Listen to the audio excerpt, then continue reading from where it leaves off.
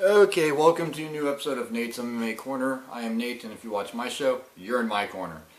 Today's episode is a post-fight show for the massive, insane UFC 200, the main card. It's a post-fight wrap-up, and wow, there's just so much to digest from this. This was such an amazing event overall. Let's do a post-fight rundown of the main card. Let's get started. The pay-per-view kicked off with Cain Velasquez versus Travis Browne in the heavyweight division. Former UFC heavyweight champ Cain Velasquez, I knew, would get it done in the first round. Pretty much the way I saw it. I mean, he got top position. He went for those double legs, and he pounced on Travis Browne. Travis Browne's a talented heavyweight, and he'll win his next umpteen fights, I'm sure, and rebound from this loss. But I knew it would be Cain Velasquez's night.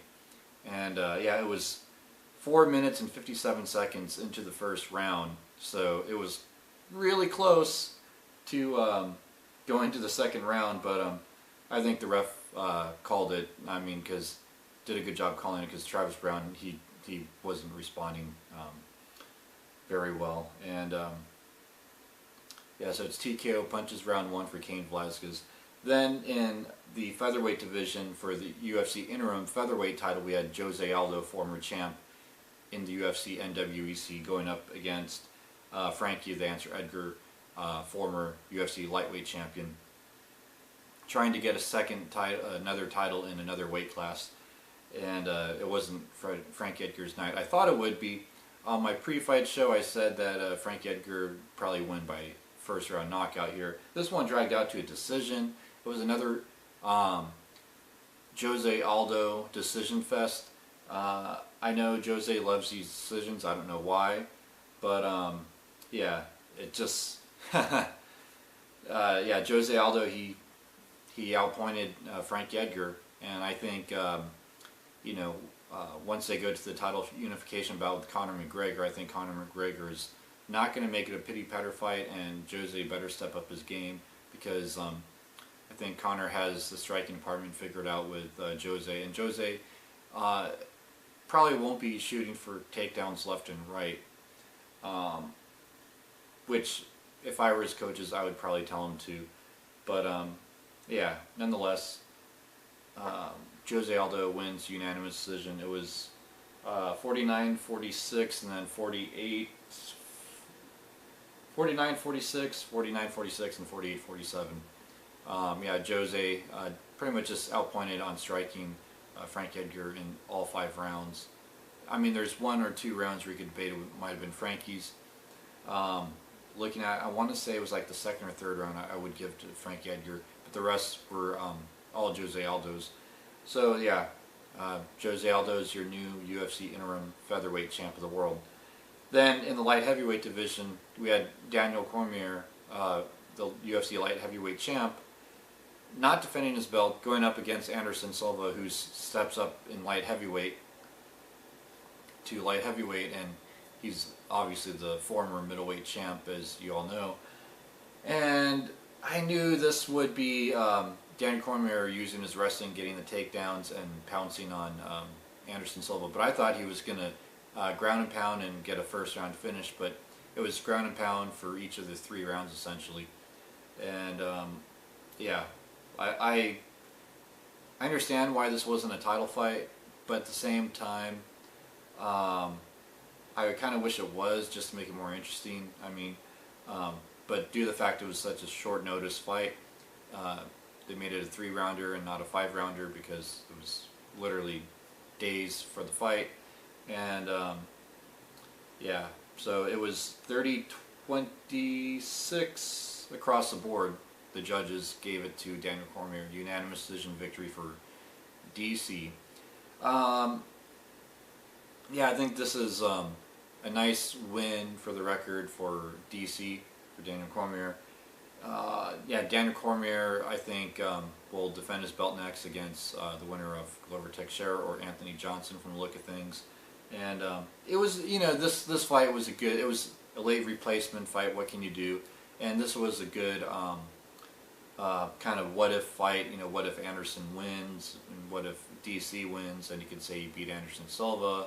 So it did have some sort of intrigue to it.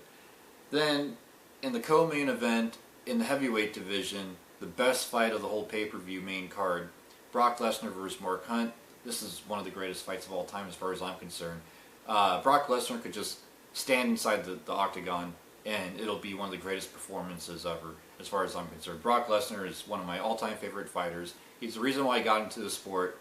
He's former UFC heavyweight champ and former WWE heavyweight champ.